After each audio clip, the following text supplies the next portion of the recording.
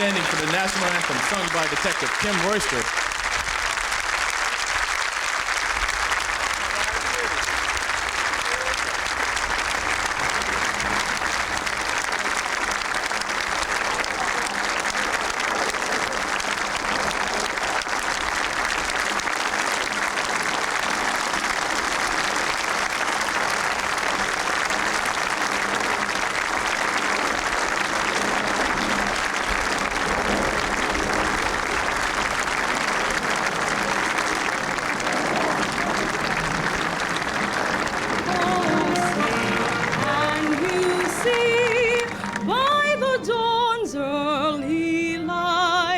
What so proudly we held at the twilight's last gleaming, whose broad stripes and bright stars through the perilous fight, all the ramparts we watched were so gallantly streaming, and the rockets echo, the bombs bursting in air, gave proof through the night that our flag was still there.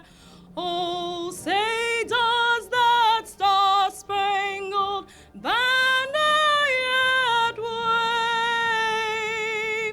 o'er the land of the free and the home of the brave?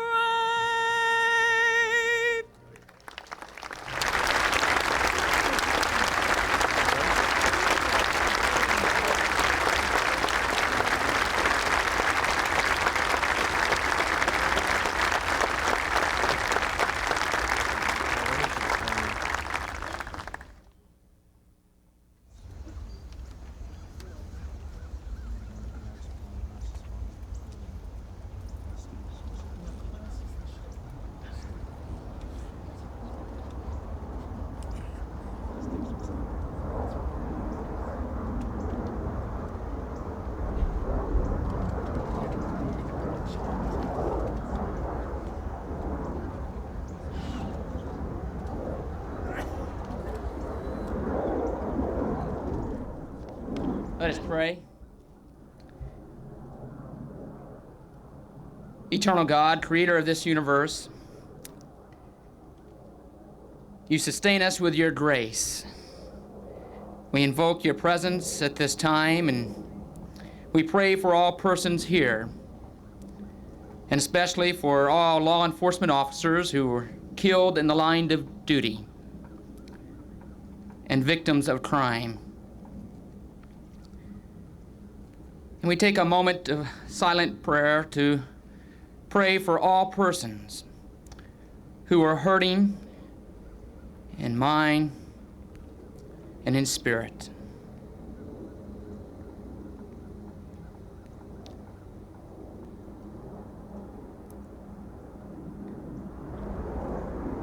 It is in your name, O God, we pray. Amen.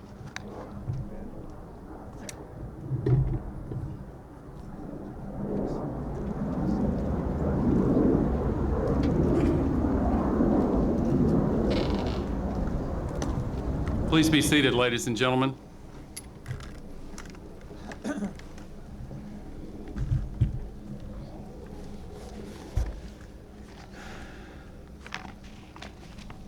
This is such an important day in the history of our country because it gives us an opportunity to do something that the President, the First Lady, and others in this nation have been praying for and talking about for a long time. And I'd like to take a moment before presenting the President to acknowledge some of the people here with us who have contributed so greatly to getting this crime bill passed. Members of the President's cabinet went all out. Secretary Lloyd Benson, Attorney General Janet Reno, Secretary Bruce Babbitt, Secretary Donna Shalala, Secretary Henry Cisneros, Secretary Federico Pena, Secretary Hazel O'Leary, Chief of Staff Leon Panetta, Chair of the Council of Economic Advisors, Laura Tyson, Director Lee Brown, Acting Director Alice Rivlin.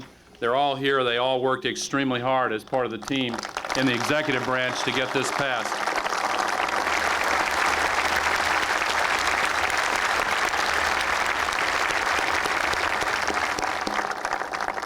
And behind each one of them is a large team of dedicated men and women who have made our part in this possible. Now, the people who have really done more than anybody else, with the exception of the President, I want to single out for special recognition the chairman of the Senate Judiciary Committee, who has fought tirelessly for this bill for 6 long years, Senator Joe Biden. Would you stand, Senator Joe Biden?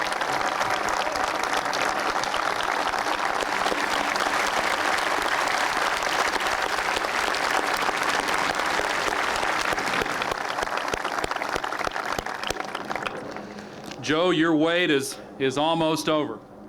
You're going to see the President's signature in just a few minutes.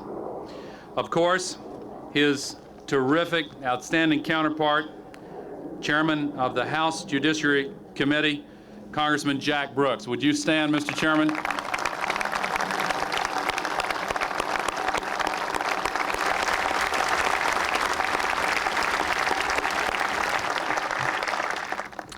Without these two men, there would never have been a bill worth debating, much less a finished product that's going to receive the signature of our President. I want to single out what, in my opinion, is the best leadership that Congress has ever had. I want to ask to stand Speaker of the House Tom Foley, Senate Majority Leader George Mitchell, and House Majority Leader Richard Gephardt. They made the difference in this legislation.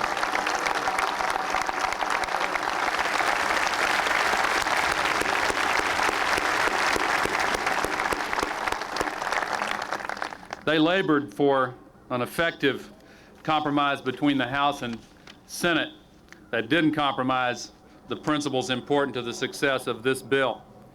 I want to acknowledge also House Majority Whip David Bonnier and Congressman Bill Richardson for leading the whip operation, which rounded up the votes on this.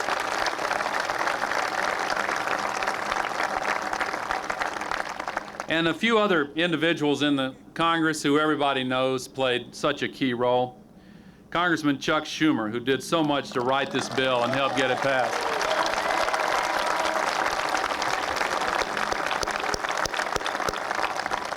And I want to single out for special thanks Senator Dianne Feinstein, who was a tremendous force behind the assault weapon ban.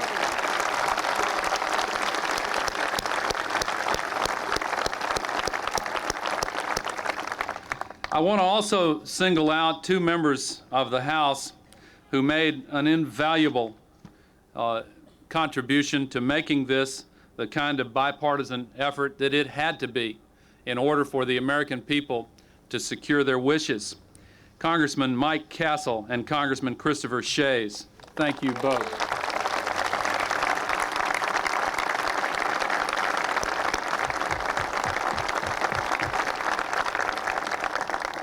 Gentlemen, America appreciates your statesmanship on this legislation. And may I also single out in the same phrase with that word statesmanship, Senator Kassebaum, Senator Specter, Senator Chafee, Senator Danforth, Senator Roth, and Senator Jeffords. We are grateful to them for their courage in making today possible.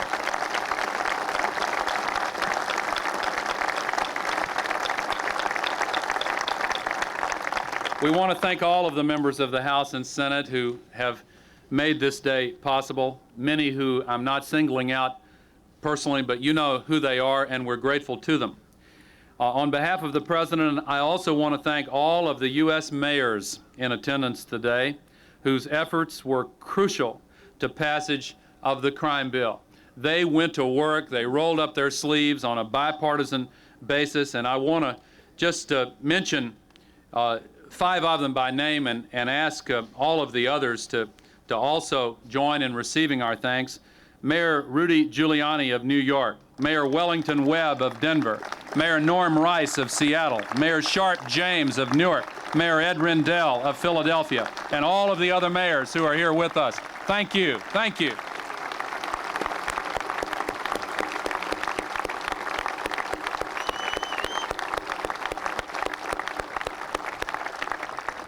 Thank you all, and forgive me for not mentioning every single one of you by name. Finally, I would like to thank the people who have been in the trenches, who have worked for 6 long years to cultivate bipartisan support in the Congress and in the country for this legislation. And I'm referring, of course, to the members of every major law enforcement group who formed an unprecedented coalition to help pass this legislation. The National Association of Police Organizations, the Fraternal Order of Police, the International Brotherhood of Police Officers, the Major Cities Chiefs, the National Sheriff's Association, the International Association of Chiefs of Police, the Federal Law Enforcement Officers Association, the National Organization of Black Law Enforcement Executives, the National Troopers Coalition. Don't get the legislation. Don't let it get away from us there. Thank you, officer.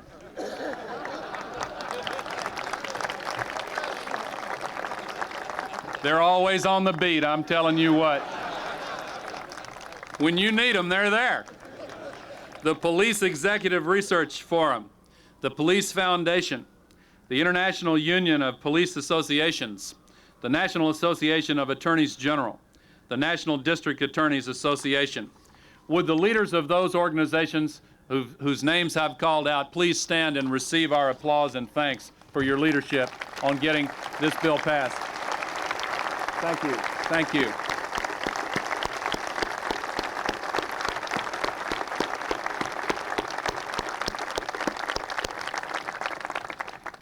I only want to acknowledge one other group of Americans. I've spoken for a few minutes about some of the people who are here that the President wanted me to specially acknowledge. He and the First Lady and I and others who've worked on this have talked about another group, probably more than any single group, and I'd like to mention a few of the people who are not here. James Darby isn't here. He was 9 years old when he wrote President Clinton asking what the President could do to stop the killing on the streets of New Orleans. He was 3 years old when the effort to get this legislation started. He was 9 when he wrote, "I'm asking nicely to stop it. I know you can do it." As many of you know, James Darby was 9 when he died on Mother's Day, shot by a teenager after a fist fight escalated into something a little more. 12-year-old Polly Klaas isn't here. Everyone in America knows her story and the role it has played in galvanizing us to come to this day. Polly was lucky enough to live in a safe neighborhood far from the turbulence of James's urban streets, or so it seemed until the night she threw that slumber party, the night she was kidnapped. The entire city of Petaluma searched for her, still nothing, and then Richard Allen Davis, a twice convicted kidnapper, released after serving only half of his prison term, confessed to her murder. Judy Sposato isn't here today. Jody Sposato isn't here today, though Jody's husband, the father of their 18-month-old daughter, is. Bless you. A gunman entered Jody's San Francisco law office, began shooting, and didn't stop until Jody and 7 others were dead. The bill President Clinton is about to sign is named for these 3 Americans, but of course it will help all Americans. I can't put it more simply than this. What we're doing today is saving lives. Americans have always known what to do about crime. Americans have never seen crime as some issue for special interests and splinter political organizations to fight over. Americans have always said crime is violence in our cities, violence in our schools, violence in our homes. Americans have said we want guns off the streets. Well, President Clinton has heard you, and now there is an assault weapons ban. Americans said we want more police on the streets. President Clinton heard you. Now there are going to be 100,000 fewer bureaucrats and 100,000 more policemen in your communities.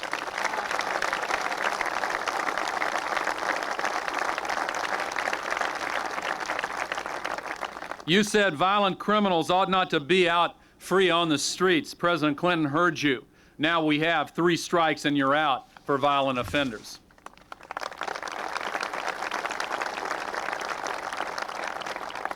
President Clinton heard you during the campaign. He has kept listening ever since. He saw the way communities have come together, the way the community came together to search for Polly Klaas. And it's that kind of unity that we needed here to get the job done. President Clinton stayed in there, working night and day until the bill was passed.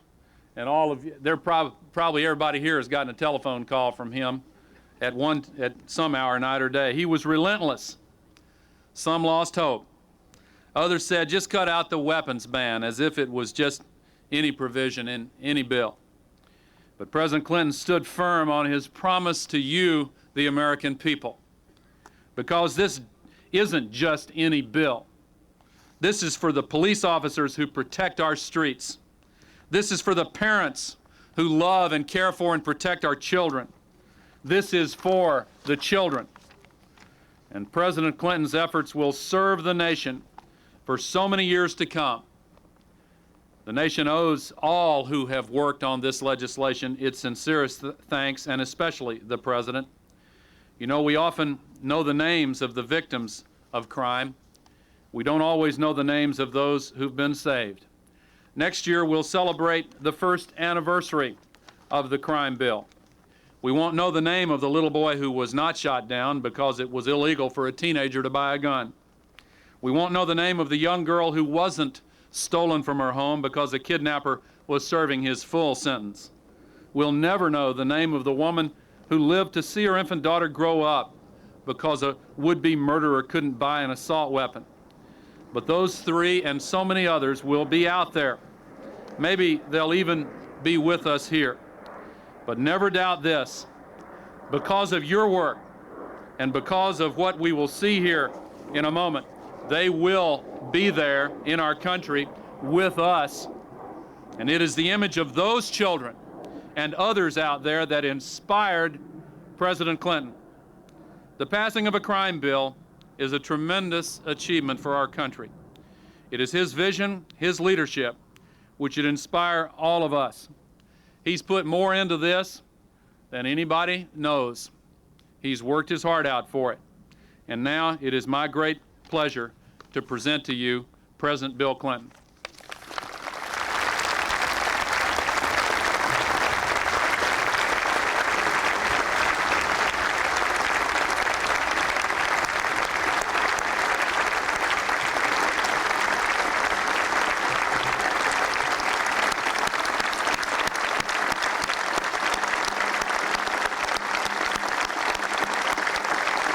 You. I think we ought to give the Vice President a hand for all the work that he has done.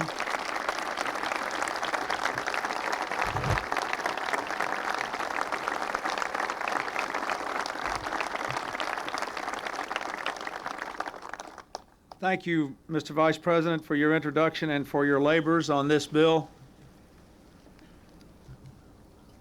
Most of the introductions have been made, but I want to join what has been said. I want to thank the members of my cabinet, General Reno and Secretary Benson and all the others who worked so hard on this.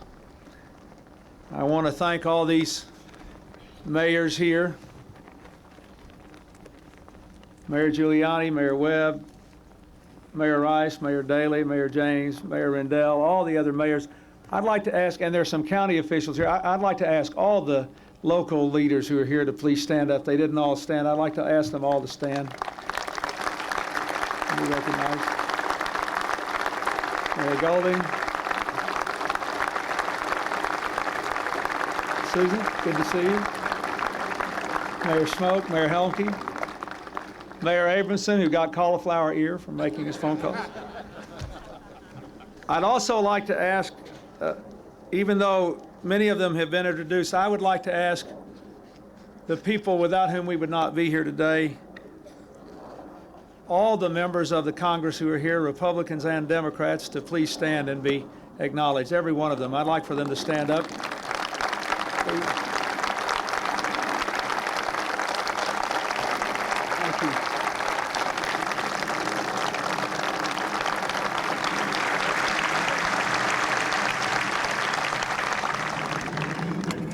And let me say to all the representatives of the victims groups and the citizens groups how grateful we are to you, to all the leaders of the law enforcement groups, but all the rank and file folks who work so hard, to all the leaders of the community groups, the people who wanted to give our kids something to say yes to and to prevent crime before it occurs, to all the ministers, to all of you, I thank you for being here and for making this day possible.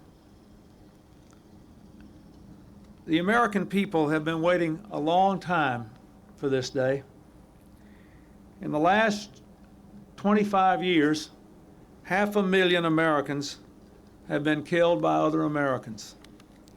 And for 25 years, crime has been a hot political issue, used too often to divide us, while the system makes excuses for not punishing criminals and doing the job. Instead of being used to unite us, to prevent crime, punish criminals, and restore a sense of safety and security to the American people. For the last 6 years, children have become the most likely victims of violent crime and its most likely perpetrators. And for 6 years, Washington debated a crime bill without action, while more and more children died and more children became criminals and foreclosed a productive life for themselves. In the last 2 years, Megan Sposato lost a mother she had only begun to know. Polly Klaas lost her life to a felon who should never have been back on the streets. And James Darby wrote his president a letter because he was so afraid, only to lose his life walking home before anybody could erase his fears. And still, some people in this town tried to keep this day from happening. But today, at last, the waiting ends.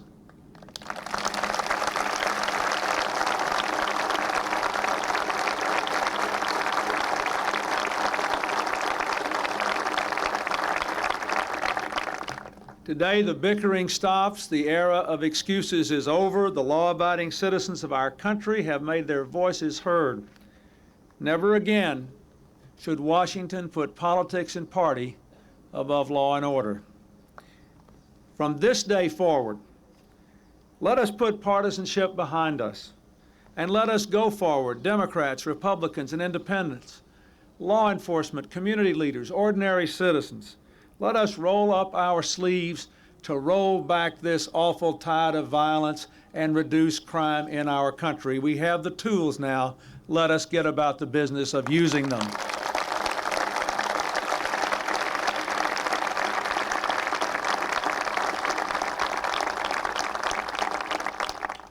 One of the reasons that I sought this office is to get this bill. Because if the American people do not feel safe on their streets, in their schools, in their homes, in their places of work and worship, then it is difficult to say that the American people are free. Not so long ago, kids grew up knowing they'd have to pay if they broke a neighbor's window playing ball. I know, I did it once. They knew they'd be in trouble if they lied or stole because their parents and teachers and neighbors cared enough to set them straight. And everybody knew that anybody who committed a serious crime would be caught and convicted and would serve their time in jail.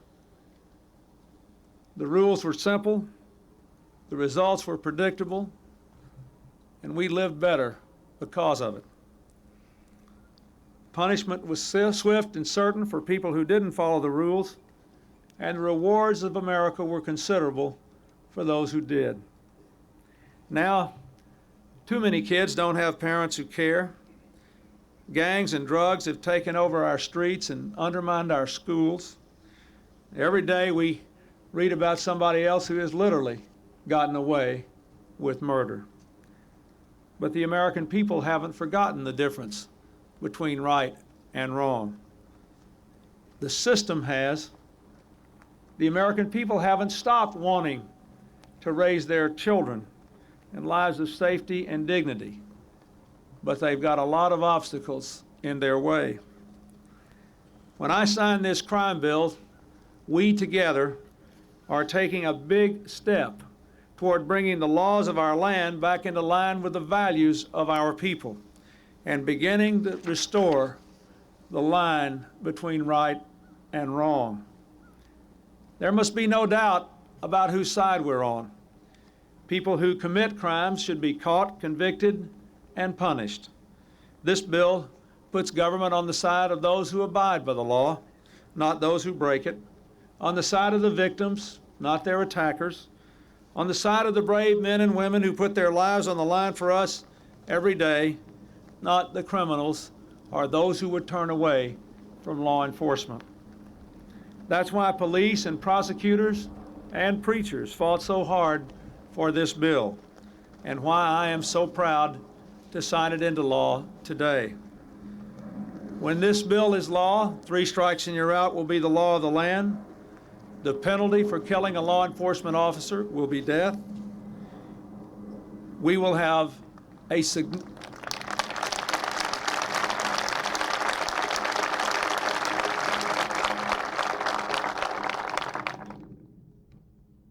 we will have the means by which we can say punishment will be more certain. We will cut the federal workforce over a period of years by 270,000 positions to its lowest level in 30 years and take all that money to pay for this crime bill.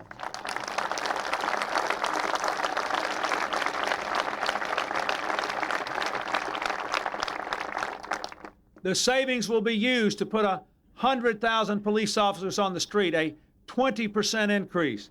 It will be used to build prisons to keep 100,000 violent criminals off the street. It will be used to give our young people something to say yes to. Places where they can go after school, where they are safe, where they can do constructive things that will help them to build their lives, where teachers replace gang leaders as role models. All of these things should be done and will be done.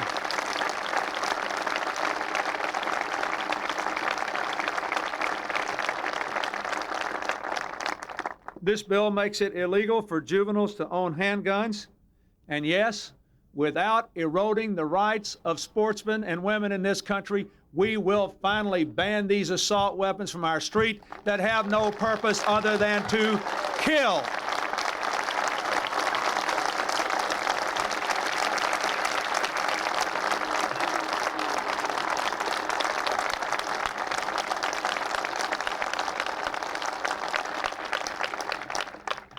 But my friends, let us be frank with each other. Even this great law, the toughest and smartest crime bill in our history, cannot do the job alone. By its own words, it is still a law. It must be implemented by you, and it must be supplemented by you. Even when we put a new police officer on your block, the officer can't make you safe unless you come out of your home and help the officer do his or her job.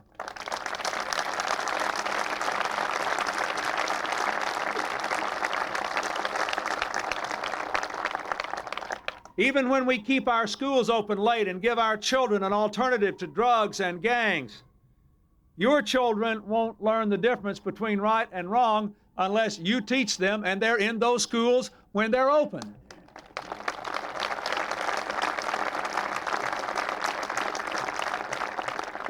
Our country will not truly be safe again until all Americans take personal responsibility for themselves, their families, and their communities. This day is the beginning, not the end, of our effort to restore safety and security to the people of this country.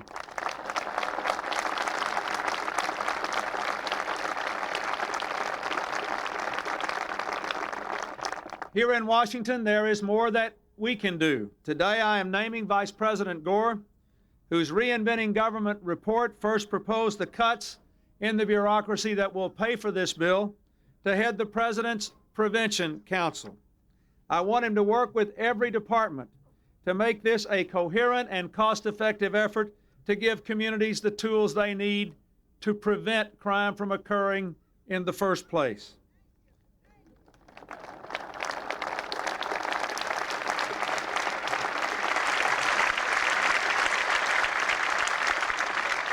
In a few weeks, I will name the head of our program to put 100,000 new police on the street. And early next month, the Justice Department will award grants to put new police on the street in 150 more cities and towns that applied last year. Last Sunday, I was in Maryland, and Senator Sarbanes told me that already one of our community policing grants had resulted in the capture of a serious felon in a community in his state. This will make a difference, and I want to commend the Attorney General and the Justice Department for being determined to do this right, to get this money out to the grassroots so that we can hire the police and get on with the job.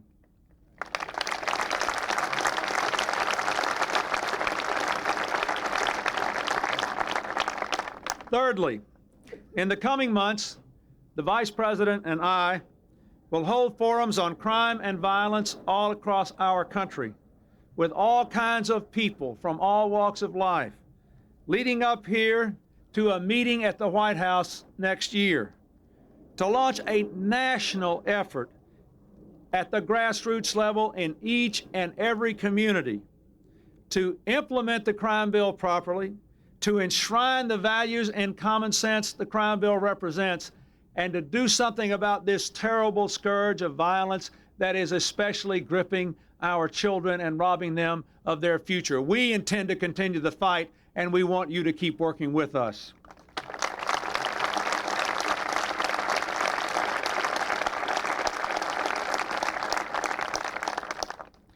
Today, we remember the thousands of officers who gave their lives to make our nation safer, whose names are inscribed in a stone memorial just a mile away from here. We remember the innocent victims whose lives were lost and whose families were shattered by the scourge of violent crime. We remember three, James Darby, Polly Klaas, and Jody Sposato, whose deaths literally galvanized this nation and shamed our political system into action. It is in their memories that I dedicate this bill. I hope this law will always be remembered in their names. And I hope, too, that we will remember what the Vice President said. The ultimate victory of this law will be in the salvation of the children whose names we will never know. Early in 1992, I was walking through one of the countless kitchens of a hotel lobby in New York on my way to a dinner when a waiter working there came up to me and grabbed me and he said, "Mr. President," he didn't call me governor then, he said, "My 10-year-old boy is studying this election in school, and he says I should vote for you. But," he said, "I want to tell you something first. I came here as an immigrant, and the place where I lived was very poor, and we were very poor. But at least we were free. Now we live here and we have more money, but we are not free. We are not free because my boy can't walk across the street and play in the park unless I am with him. We are not free because my boy cannot walk to school unless I am with him. Make my boy free." On the day after the crime bill was signed, I received a letter, carefully typed, from a very young man who is the son of a member of our administration. It was so eloquent. He said, you know, I live in a good neighborhood. I go to a nice school. You wouldn't think people like me would care about this crime bill, but I have been keeping up with it every day, because every time I go out with my friends at night to a movie or to a game, I think someone might shoot me before I get home. Now I feel so much better. My fellow Americans, this is about freedom. Without responsibility, without order, without lawfulness, there is no freedom. Today, the will of the American people has triumphed over a generation of division and paralysis. We've won a chance to work together. So in that spirit, let us rededicate ourselves today to making this law become the life of our country, to restoring the sense of right and wrong that built our country, and to make it safe, not in words, but in fact, in the lifeblood of every child and every citizen of this country who believes in the promise of America. Let us make it real. Thank you, and God bless you all.